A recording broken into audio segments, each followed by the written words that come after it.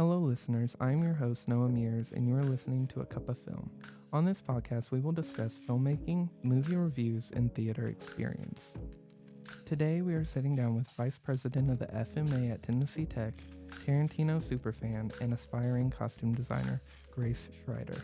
In today's episode, we will discuss Bullet Train, Tarantino films, and Grace's aspirations for filmmaking. Let us take a sip of cinema.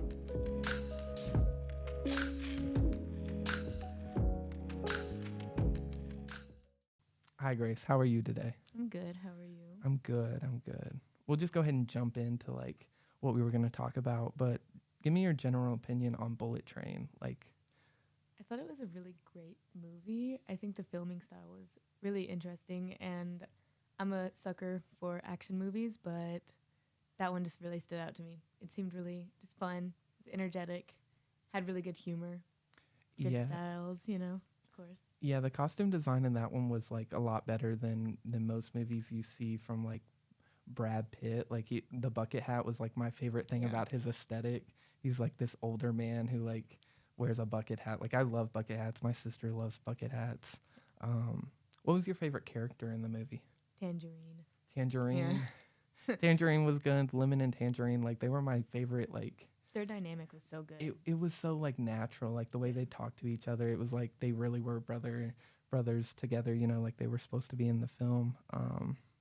So who was your favorite outfit though? It was also Lemon and Tangerine. I thought they looked really good, put together. They were it was very suited for their characters, I think. Funny because they're wearing suits.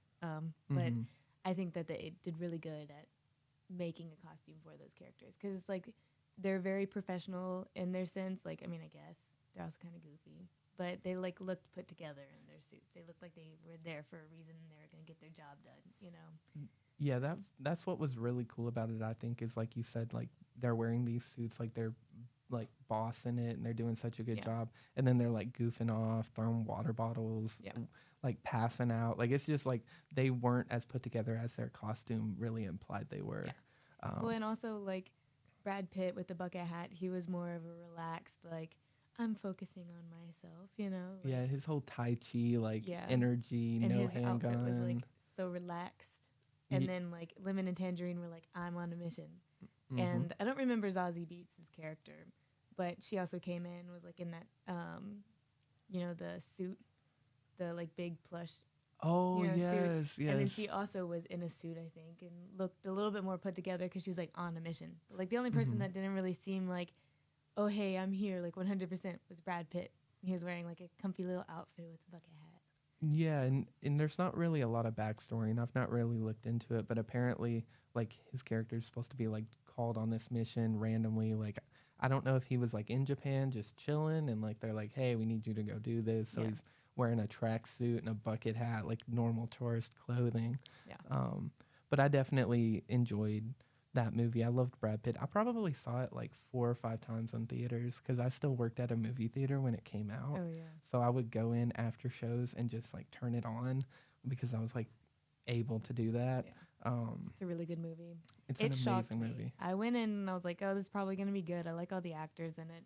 I'm not a big Joey King fan, but she actually, she did what she was supposed to do. She went in there, she played her character well, but Yeah, I've not liked Joey King in anything since Ramona and Beezus. Actually, yeah, exactly. Yeah, I loved that movie as a kid. That movie was so good as a kid, and she was such a good child actor. But I feel she's not really transitioned into a good adult role because again, she's still kind of, even in Bullet Train, she kind of looks like a child. She dresses like a child. It's implied she's childish. She's holding grudges. She's just, I don't know.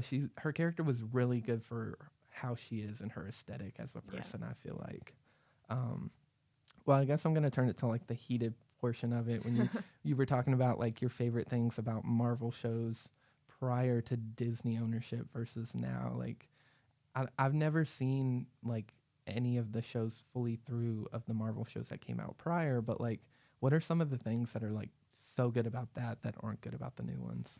They were very comic book accurate, and if you grew up like I did with a father who is obsessed with comic books and has stacks on stacks of all of them, you kind of want to see it well done. And some of the movies, I think one of their last greatest movies was Winter Soldier, because they just did that. I thought that was a phenomenal Marvel movie. It did what it needed to do. But yeah, the Marvel Netflix shows are just so great because they are dark, they're gritty. You know, they're what they're like. Their characters are supposed to be like. Daredevil's a very kind of just gray character. Like, he's a hero, but he has a lot of stuff going on, and they do a great job at showing it. And they're like hour-long episodes, and so much stuff happens in them, and it just builds the story so well, and it keeps you interested. There's like not filler episodes. Yeah. And I hate filler episodes. And I just feel like they do really good at getting the storyline and really keeping you intrigued. And every single character is like, they have their purpose and they're really good. And now the Disney ownership has just completely taken away everything deep level, and it's all just like surface level characters. Like, I don't feel emotionally connected to these characters anymore. Yeah, I feel like two of the biggest things is, number one, like you said, Disney will just like create filler episodes for views, and it's like an important thing for them marketing wise. But like, my other thing is they're creating TV shows about like really big characters that aren't like that they already had in the mainstream like films, and then they're like, I don't know, C-D rated kind of like TV shows. They're not as good as the movies were, and I think that's why I have a hard time like sitting down. Like, I can't watch any Moonlight, Loki, any of them. It's just like, it's such a daunting task. I was so excited for Moon Knight. Really? Yeah. And it was because I love Oscar Isaac. He's a great actor, and Ethan Hawke is a great actor. And I'm like, you throw these two amazing actors in a show, and it's a horrible show. That says something about the writing. Like, it's just, they did not put any effort into it. And I love Winter Soldier, one of my favorite characters in all of the Marvel universe. And that show that they made with Falcon and Winter Soldier, could not tell you what happened in that show. It was horrible. Really? Yeah. It was just like so much action and no character building. And I want that character building. Like, I want to feel connected to the characters in that show. And I just didn't. It was horrible. And I feel like they just completely forced Falcon becoming the new Captain America. I'm like, that should be a really important part. And it wasn't at all. I feel like to do that, to like give away Captain America's shield and build a whole new character, you have to have like a film to do that. Yeah. Just personally, and again, I'm a little bit biased when it comes to film, but I don't think like a TV show going through regular day things, going through this and that without like a really good plot is gonna somehow like save your franchise. Yeah. Well, and like, see, with the Daredevil and Punisher and Iron Fist and all of that, you see what is like a full day to them, and it's not just like action on action on action. Like, it's relationship building, like between friends and like relationships, and it's also just like you see how it affects their everyday lives, being like what they are, like Daredevil being a vigilante around New York. Like, he's always beat up. Like, he always has like a black eye, and then he has to go, and I mean, nobody understands that has all these senses and stuff, and that he's literally Daredevil. So he has to go in and be a lawyer, and everybody's like, oh my gosh, did you fall? Like, are you okay? Because they just think he's like a blind guy, you know? They think, oh, he tripped on the street and got a black eye. And he's like, no, I got into a fight. I got my rib cage ripped out of me, basically, you know? And it's just like such a good show. And now that they're picking that show up again, makes me so incredibly mad because I know they're going to mess it up. And it's one of my favorite shows on like ever. I love that show. And also, Matt Murdock, Foggy Nelson, and Karen Page, those three characters are inseparable in that show. Foggy and Matt are like best friends in comic books. They aren't going to have Foggy or Karen in the new show. Really? Yeah. Do you know why they're cutting them out, or are they kind of just trying to centralize it on Daredevil? Because Disney's Disney, I guess. They like messing things up. Yeah, Disney definitely likes, and I get it, trying to make everything kid-friendly, but I mean, I have a very strong opinion about how we need art that, is family-friendly, but you also need art that isn't family-friendly, that's kind of just what people want to create. It has to be unique, and there's nothing really unique about what Disney does. I love The Mandalorian, but like, that's the only TV show I can get behind. Well, and like, if you're gonna have The Punisher and Daredevil, like, these are all TVMA shows. Yeah. They're very dark. They get very violent, and like, kids should not be watching that. And if they make Daredevil, like the new phase Daredevil, kid-friendly, it's going to completely ruin his character. Like, some things just aren't meant to be kid-friendly. And, like, there's nothing wrong about that. Yeah, you can't sensitize, like, everything. You No. lose so much, like, actual art and action, and I don't know. It's just a really bad direction that film's going in, with Disney kind of being the powerhouse. Well, and I also, like, I grew up with superheroes, yeah, but I also didn't watch the crazy dark ones. And so I just watched, like, Avengers, you know, whenever I was younger, whenever it came out. I went to go see it in the theaters. But it still wasn't, like, overtly made for kids. Like, it was Yeah. subtly, like, yeah, kids can watch this if they can handle it, but if not, they probably shouldn't. Like, it's still pretty violent, like, for a kid.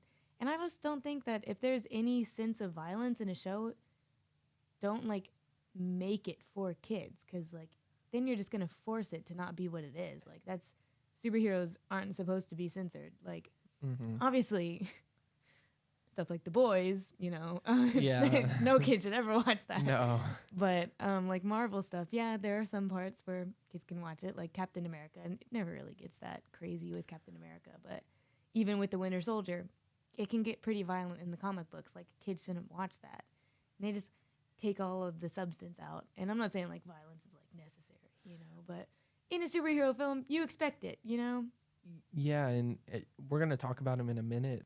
But no, yeah, Tarantino gets a lot of crap for the amount of violence he puts into film. I'm like, but who's going to watch that? That, like, you go into a movie watching, like, Tarantino, you know it's going to be violent. Why would you let a kid watch that in the first place if you know Tarantino? Exactly. You know?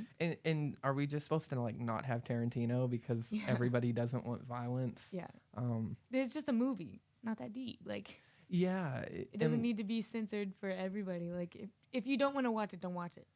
Yeah, and there's something about growth that you really see, like, prior to Disney's ownership of Marvel, of, like, you're a kid, you read the comic books. You're a little bit older, you get to watch the movies.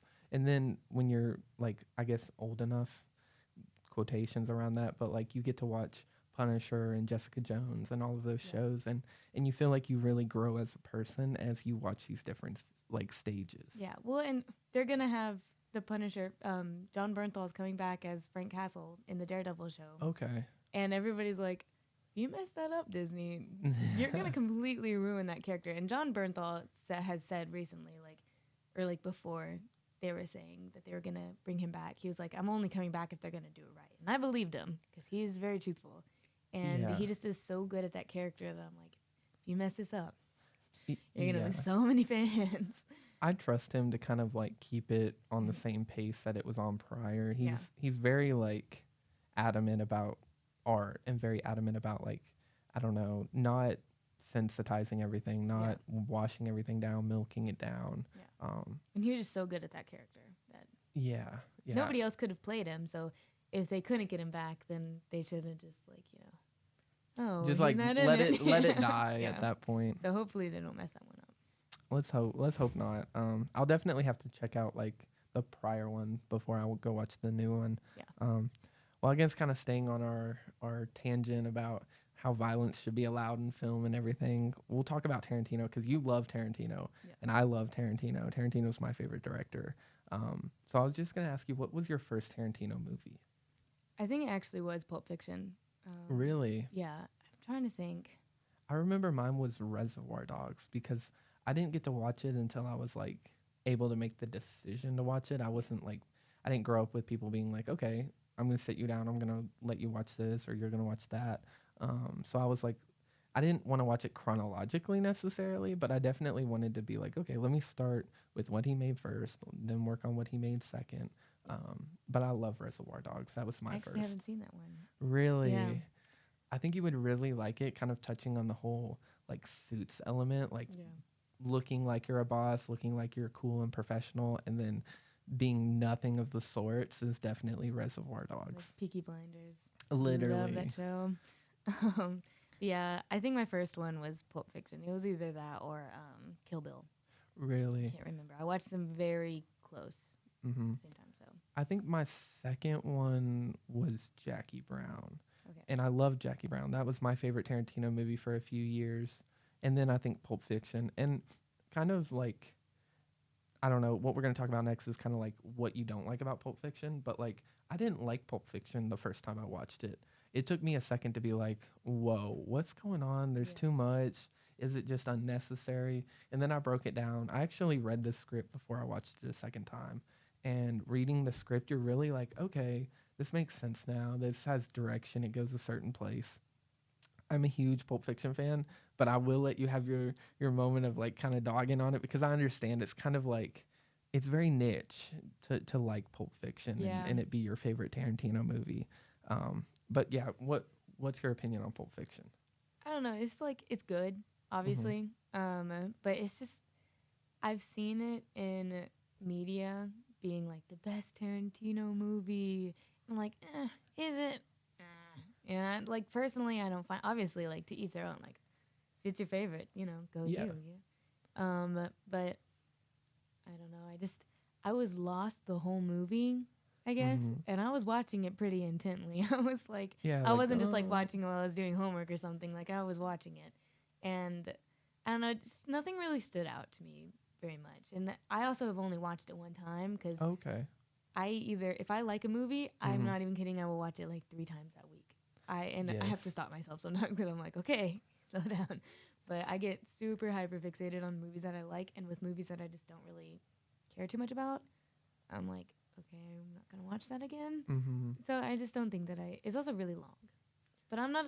That's never really an issue for me. But I guess since I didn't like it, it became an issue. It does become harder to watch like a over 2 hour film if you're not like really into it because you kind of get in the mindset of film being 2 hours. Yeah. So if you don't like something, you're like, okay, I know how long I'm gonna have to put up with this. But Yeah. once you cross that 2 hour threshold, like that's kind of like a rule in cinema that Tarantino breaks is you don't need to have anything over 2 hours. And that's shrunken down to like I think it's like an hour 40 is what a lot of people will tell you now. Don't write anything over 140 pages. Yeah. And or not 140 pages, which would be, I can't do math right now, but that'd be like 100 pages. But yeah, like you said about getting super hyper fixated, not that it's related, but the first time I saw Interstellar, my parents had like rented it with that 48-hour service. And I literally watched it the first time and watched it 5 other times within those 2 days because I was like, this is the greatest film ever made. And it is my favorite movie. So I guess that's why. But I guess just kind of touching on like Tarantino's costume design. What are like some of your favorite costumes? Well, I love everything in Once Upon a Time in Hollywood. Absolutely. I love 70s style, like 60s, 70s. I also just love how in that movie, the costume design, it's like it's not, you have to go through a lot of stuff to do that costume design because it's mostly just styling. But they did so well for each character. Like Rick Dalton has like these leather jackets on, he's always like, looks very movie star. And then, Cliff Booth is just over there like in a Hawaiian shirt and like some It's moccasins. so basic. Yeah. And it's just like, oh yeah, that's what he would wear though. That's what he would probably, both of them would wear. And then also all of the Manson girls, they're all barefoot, dirty feet. Makes sense because the they're jean living shorts. in like the jean shorts, the crocheted and knitted tops. I'm like, makes a lot of sense. So I just like there's not a lot that you need to do, but it really is important. Like costume design is so important in that fact. Like it has to show it's an expression of those characters, and it's also like if you get it wrong, people are going to complain because it's like, how would they have that? Like they're living on an old movie set, like an old Western movie set, and they like never go anywhere. They don't have any money. They don't work. So like, how would they have all these nice clothes? So like, it makes sense that they have all these like dirty, raggedy clothes. Yeah, and you like you said, like when you're doing a period piece, you really got to be careful what you stick in there because I mean, so many times you'll see like reports, oh, this person had this slip up, that slip. Just look at Game of Thrones. Everybody is so fixated on the little tiny props left everywhere, which I think is so stupid. In Little Women, if you're watching it, like it's a scene where one of them hurt their hand. Amy hurt her hand, and then they go and pick her up. They're in that library. The camera pans, and you see a water bottle. It's like a hydro flask or something. Yeah, on one of the desks. And then you look back at it, and it's not there anymore. That's crazy. Yeah, so everybody wonders if they put that there on purpose to see if people would like notice it because I'm like, I don't know, that kind of seems like something Greta Gerwig would do. Yeah, Greta Gerwig would definitely try and test the audience like that, Yeah. especially a film where I'm not saying it's a sleeper film, but for Yeah. so many people, it's kind of hard for them to follow a slow-paced film. Yeah, because it's like a literature movie. It's like you have to pay attention to you watch it the first time, it's not very, like, okay, I kind of know what happened. But then, because for the first time I watched it, I was like, it was okay. But now it's one of my favorite movies because of the second time I watched it. And I was like, this is so good. And sometimes it just takes 2 or 3 times to watch a movie to really understand. Yeah. I know some people will give me crap because they're like, if you don't like it the first time, how are you changing your opinion the second time? But it's like you actually notice little details and you notice the filmmaking. Yeah. You appreciate the cinematography, the costume design, prop placement, anything like that. It really builds your like love for it. You know, you don't I said it twice the wrong way. Initially love a film like. I don't know. That's just my opinion. Yeah. I can watch it maybe 2 or 3 times before I actually like get into the film itself. Yeah, I think I probably just need to give Pulp Fiction another try. I definitely think you do. I mean, that's just my personal opinion because it is like my favorite Tarantino movie currently. I kind of like switch back and forth. Kill Bill was like one of my favorite just because I love Kill Bill 1 and I love Kill Bill 2 as well, but Kill Bill 1 is just like Volume 1 is so much better than Volume 2. Just both of them are really good, but I definitely agree. And I feel like Uma Thurman's commitment to the film is a lot better in Kill Bill 1 than Kill Bill 2 because, again, there's some controversy around the film itself, the second one, with her injury and such. But I'm excited to see, like, what Tarantino does next as far as, like, I don't know. Have you heard about his new project he's working on? A little, yeah. I'm excited about it. I think it's set in like the 70s. Is the placement of it, and there's a rumor that it's about a like article writer, like a movie critic back in that time, because there's going to be a female lead, and again, it's set in the 70s. I think he's fully finished the script, and right now he's looking for a studio to pick it up. I don't know if anybody's picked it up yet. I'm assuming he'll probably go with Universal. That'll probably be where he goes, unless he does it on his own. He may be like, again, it's going to be his last film. Yeah. He's only doing 10, which I love. I think that's a really cool like thing to do, especially if you're like a successful director. Do you know how hard it is to be like, okay, I'm great at this, walks away. Yeah. I listened to his podcast, the Video Archives, I think is what it's called. I probably butchered that name, but he has a really good podcast on Spotify you should check out. Cool. Okay, so what's your top 3 Tarantino movies then? Once Upon a Time in Hollywood. Obviously. It's just the music, the styles, just everything about it. I love that movie so much. Margot Robbie is another. Her styling, that's my favorite in that one. Yeah, her Sharon Tate character was perfect. She looked so much like her. It was insane. And her outfits, very Sharon Tate. But yeah, Once Upon a Time in Hollywood, Django Unchained. Okay. I love that one. I'm always the one that points out, like, hey, did you know that he actually cut his hand in this scene? I'm like, everybody knows that. I'm that person too, yeah. It's hard to not tell somebody, hey, guess what? This right here is not acting. This is actual pain. Yeah, like, I'm always the person who stops and looks at everybody. I'm like, do you know about this scene? So, yeah. And probably Kill Bill. Yes, definitely. Again, we all kind of wish we could pick what his final film would be, and I was kind of hoping for a Kill Bill 3, just because, I mean, Maya Hawke could come in there, play the daughter. It would have been beautiful. Like, I feel like that film would have been so amazing. She gets so mad about people asking her about that. I bet she would. I would hate it too. We just need it. Somebody needs to buy the rights to Kill Bill just to make a like spin-off with Maya Hawke, because Maya Hawke's a great actress. Yeah. I don't think she gets enough credit because she's on a TV show. She's in the new Wes Anderson movie. Oh, is she going to be in that one? Yeah. Okay. Yeah, you were talking about that. I need to go check the trailer out. Yeah. I'm not good about watching trailers. Like, I normally don't, because recently I feel like they all kind of spoil so much, and they're too long. Like, I'll watch trailers from like the 90s and stuff, and the 80s, like all of the Breakfast Club, all of those, the John Hughes films. Perfect trailers. They do not give anything away. You're like, what is this going to be about? Yeah, the Marvel All the Yes, Marvel trailers. exactly. Like, you just gave away the whole plot. When Endgame came out, I did not watch a single trailer, and it was so hard for a whole year. I'd be watching TV, sports, Yeah. anything, and the moment it came out, turned my head. I was like, I can't do this Yeah. because I know the structure of which like marketers use trailers for. They intentionally spoil the movie because average film goers are going to come watch it if they're like, oh wait, this is the final scene. Oh, this is actually going to be a good ending. So many people care about the ending. Like that's all they care about. But yeah, like I don't watch trailers usually. If I like a movie, like I'll turn a trailer on, watch it for like maybe 15 seconds to get the aesthetic, the vibe, and then I'm like, okay, turn that off. Check that. I'm gonna watch this later. Yeah. One little side note: one trailer that I did recently watch, it was Tetris. Have you heard Yes, about I that? did watch that with Taron Egerton, right? Yeah, I was like, wait, this actually looks really good. no, that one does look Looks really insane. good. I was like, Yeah, he's like this is based going off a to true story. Russia. Yeah, there's gonna be like a lot of crazy action, and it looks funny too. yeah, and he's a great actor. Yeah, he's an amazing actor. I absolutely love the timeline of him playing in Kingsman, Yes. and then being in Kingsman 2 with Elton John, and then Elton John was like, hey, you Come wanna play, play come play me. Yeah. Come play me.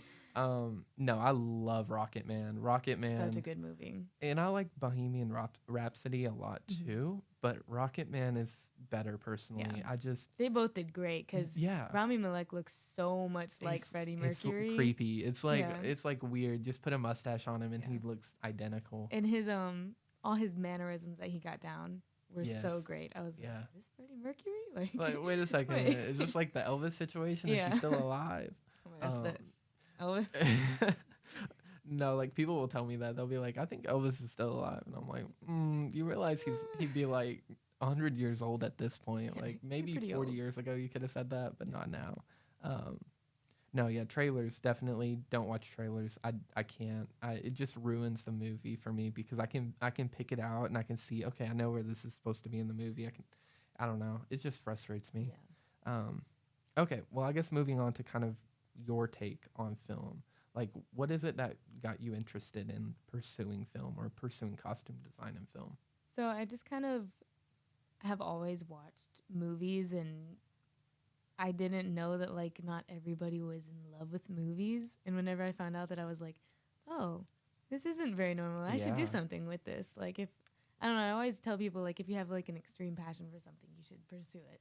And so I've always said if I could do any three things, I hope it's in movies, fashion, or music, because those are my three main passions. Yeah, when it and comes those to work. So absolutely love it. those create like the triangle for culture in not just America but like the world. Like those are so essential. I love music too, but movies is just so like dominates my brain. Yeah. Okay, so what are some of like your favorite costume designs then? There's just so many. I can never narrow it down. I guess recently, there was a lot of hype around Avatar, and I absolutely love it. It's one of my favorite movies because they just do there's so much that goes into it. Yeah. And I actually followed the costume designer on Instagram because I thought it was all CGI'd, but she actually hand makes everything. Really? And she like studies tribes that they're like basing each tribe off of, and like kind of meshes them all together. Mm-hmm. And I just think it's like so important that she does all the background research on everything, and like she just is so good at the costume design. But I also really love the new show Daisy Jones and the Six. They did amazing again at the 70s clothing. Like it's just so great. Yeah, period pieces as well. Just any period piece. Definitely. Anna Karenina with Aaron Taylor Johnson and Keira Knightley. I think the costume design in that is great.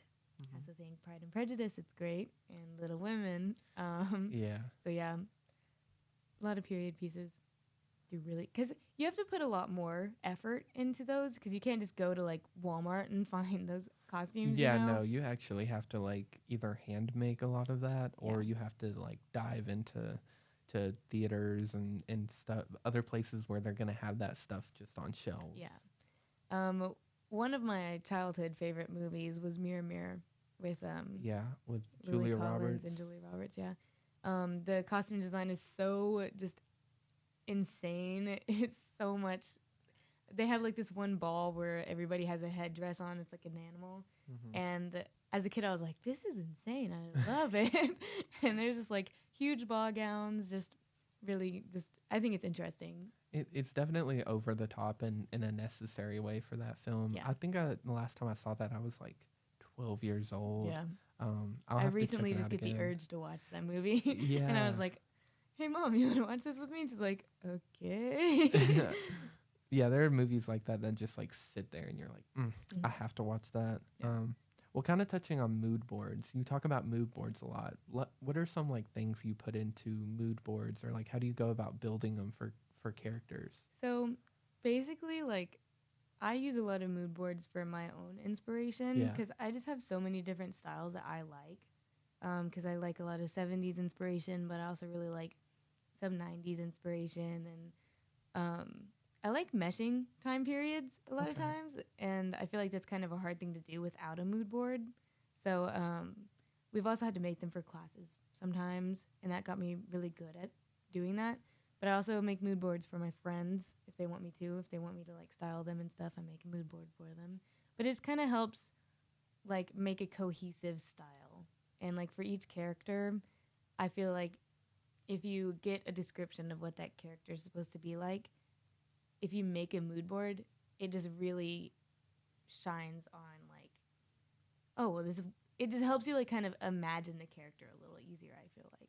Yeah, it definitely helps you kind of just like, I guess, focus on the character. I don't really like mess around with costume design all that much, but when I'm writing, I definitely, in my head, when I'm writing a character, I'm like, I know exactly what he's going to wear. I know exactly what she's going to wear. I know what their style is. I know how they're going to dress in different scenes. That's an important part. A lot of people don't have a lot of like cohesiveness when you talk about like them wearing the same style throughout a film, when you have multiple different like days or times or years even. Yeah, well, and like Friends is a great example. It's a really long show and every single character stays with their style. Yes. Like, I feel like I'm always asking my friends, like, are you more of a Rachel or a Phoebe? And like, it shows me so much about their personality because like, I'm more of a Rachel and my sister's more of a Phoebe. And like, so now I know how to style my sister. Like, if she ever asks me to go shop for her, I'm like, oh, well, she would love this because this is something that Phoebe would wear. Yeah. You know? And also with guys like Ross and Chandler, they kind of have similar styles, but they wear them all differently, you know? And it just also shows a lot about someone's personality. I always felt like I was definitely a Ross kind of personality. Just, I don't know, people have told me that, and I'm like, I don't know how to take that exactly, but definitely love Friends. I guess kind of touching on like something you've worked on lately, like what's your favorite thing you're working on currently, like now? So I'm making a final project for my design history class, and it's a dress with like a halter top. Okay. And some ties in the back with like a lace ribbon. It's mostly in my head right now. Like I've made the halter top. I'm going to go get fabric for the skirt. It's going to like kind of be medieval inspired because it has to be like a modern interpretation. So then I'm going to make a neck corset that you see in Victorian times. So it's like kind of got like a V and then like a U and it's like tied in the back. Probably not very comfortable. You might feel like it's choking you, but I feel like it would be pretty cool. Might not wear it ever again, but yeah. So do you have to wear it or do you have to like find somebody to model it? I'll probably wear it. Okay. I'm making it like to fit me. So Gotcha. I've never made a neck corset before, so I don't know how that's going to go. So I'm going to make the dress separately. Yeah. And because I know that will be, I mean, not easy, but it'll be easier. So I'm going to make the dress separately and then make a separate neck corset. So if I mess up on that, then I can just make a sketch and that can be my project. So definitely. Well, I guess kind of just touching on like, where do you want to, like, what's your next step as far as like film's concerned? Like, what do you want to get worked on next? Where do you, I guess, inevitably want to end up? Do you ever see yourself directing? I think it'd be interesting, but I do think I would go more in the costume designing aspect or styling. I do think that something that's obvious, especially with like Greta Gerwig, is when people have a really good sense of fashion and they direct a film, you notice that within their films so much more than other films. I love Lady Bird for that reason. Yeah. Lady Bird is a great example of Greta Gerwig just diving into like early 2000s and what she experienced, like post 9/11 and all of that. Yeah. So I don't know. I feel like if you directed a film, it would turn out like really like good just based on costume design. Like everybody be like, wow, these characters are bomb. Like they would turn Yeah. out really nice. I have like me and my sister, we're both very creative people and very like movie centered people. Mm-hmm. And we have like this list of different film ideas that we've been making since we were kids almost. And we were like, we've also come up with alternate endings to a lot of movies and shows Yeah. that like a lot of people complain about. And we'll tell people like, hey, have you seen this movie? They're like, yeah. And we'll be like, what did you think of the ending? And they're like, oh, I hated it. And we're like, what about this one? And they're like, that's amazing. You guys should do this. We always said that like the Russo brothers would be like the Schrider sisters, you know? Oh, yeah. But I think it'd be interesting to direct, but I don't know if I'll ever get to that. But I do really like styling. So Yeah. I am hopefully going to go more towards that. And also if it doesn't necessarily work out for film, I was thinking maybe styling like bands, you know, Yeah. rock bands, because that's always interesting. Yeah. So really styling anything and see where it takes me. Anything and Very- everything as far as styling is Yeah. concerned. Well, I guess kind of touching on like your top 3 favorite movies, not Tarantino based, but just in general, like what are your top 3? Very hard question for me. It's such a tough question. I can't come up with favorite anythings. I do think that one of my all-time favorite movies is Dead Poet Society. Okay, I yes. love that Robin movie. Williams and Ethan So Hawke. good. Amazing. The first time I saw that, I was like bawling. Really? So good, yeah. I was like a kid too. I was like, this is so good. Oh my gosh. Probably Secret Life of Walter Mitty too. Okay. Because it's like, it really just depends on what mood I'm in, what my top 3 is like, because it can look so different.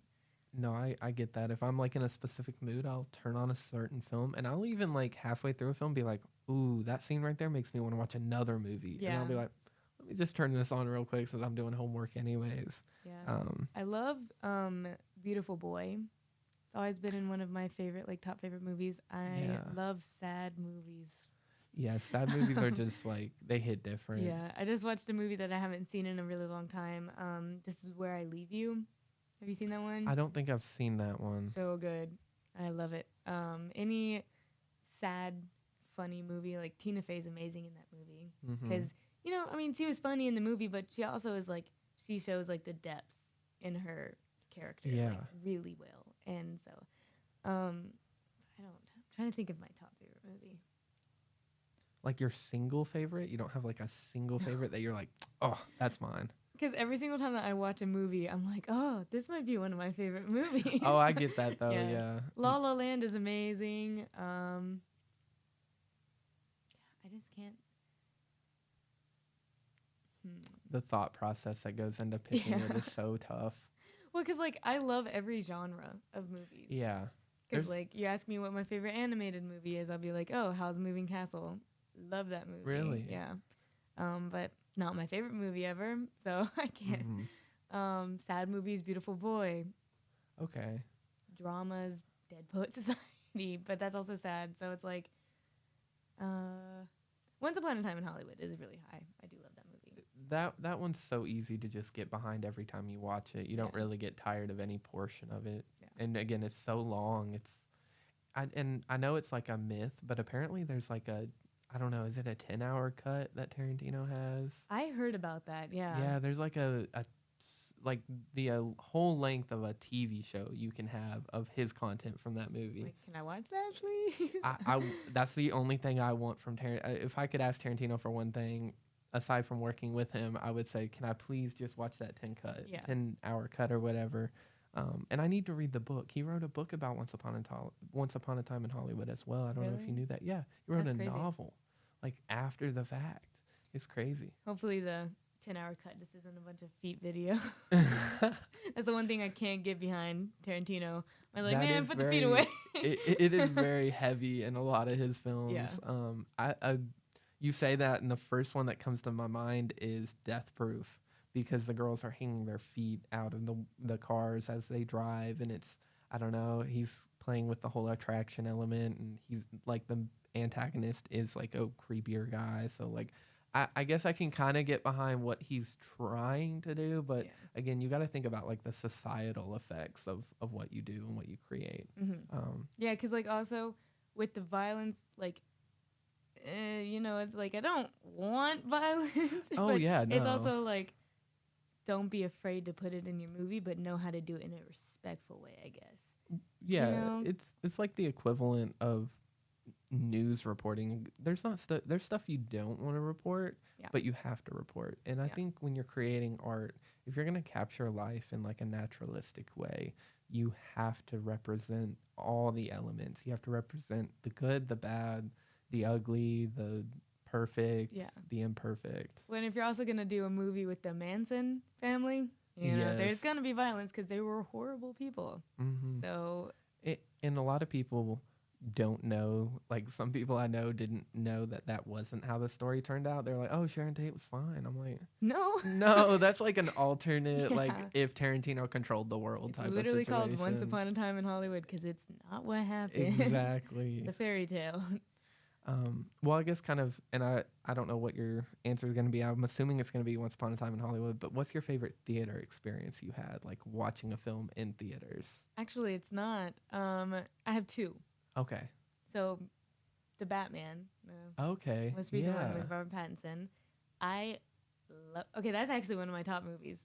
Really? I love that movie Okay. because Put I that played. one in real quick. Yeah, I played Arkham Asylum with my dad growing up. Yeah, the video game. I didn't really play it. I watched him, and I was like, "Oh, I'm playing the game," but it looked straight out of that video game. And, like there were scenes where I was like, "That looks like a video game." Like there's this one scene where the detective is like coming out of like a dark area, and Batman's getting out of his car, and just like showing the window.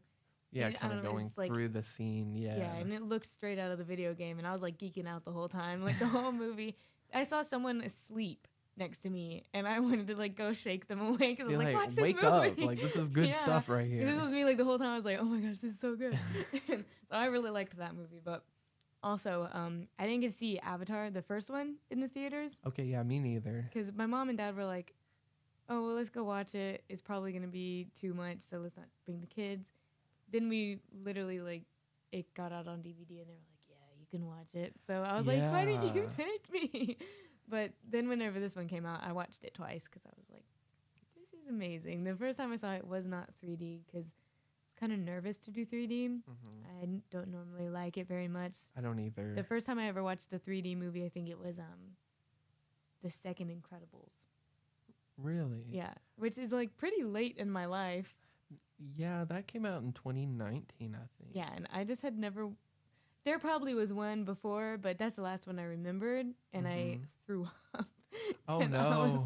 I was in the front row, 3D movies, huge screen in front of me, and I was like, "Oh my god, I'm gonna throw up!" And I like ran out. I was like, "Never again." But then we watched the Avatar. Okay. In 3D, and I was like, "This is amazing!" Like, because I mean, they're made for 3D. Like, not really, but he's always like, "It's better in 3D. Go see it in 3D." And I was also just like, "Okay, why not? Go see a movie the second time." So I was the same way. I saw Avatar, and sounds crazy, but like within the first like 4 or 5 days it was open, I saw it every day. I did. I went and saw it like at my local theater that I went to or worked at, and then I went and saw it in 3D with my friends.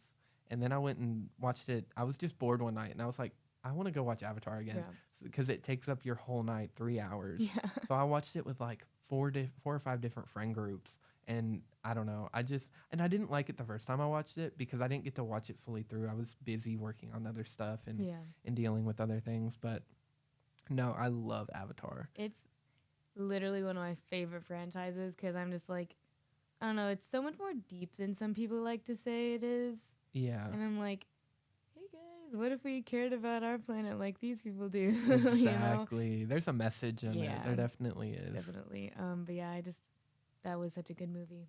So Yeah, Avatar. Again, I hope he goes like somewhere good with it. I trust Cameron. I've Same. grown to like Cameron a lot more lately than I did when I was a kid. I don't know, I always thought Terminator was overrated. I don't like that movie. Yeah, I'm My not a dad big tried to make me fan. watch it, and I was like, It's okay, but it's just kind of like, I don't know, a hunter seeker type of movie. Like it's just kind of basic at its core. it really is.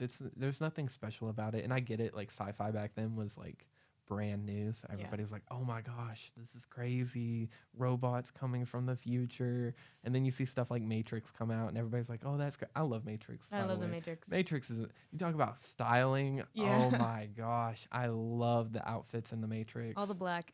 Black is like my favorite outfit color. Like especially give me an all black like latex or like leather suit in any movie. I'm like, that's nice. That looks good.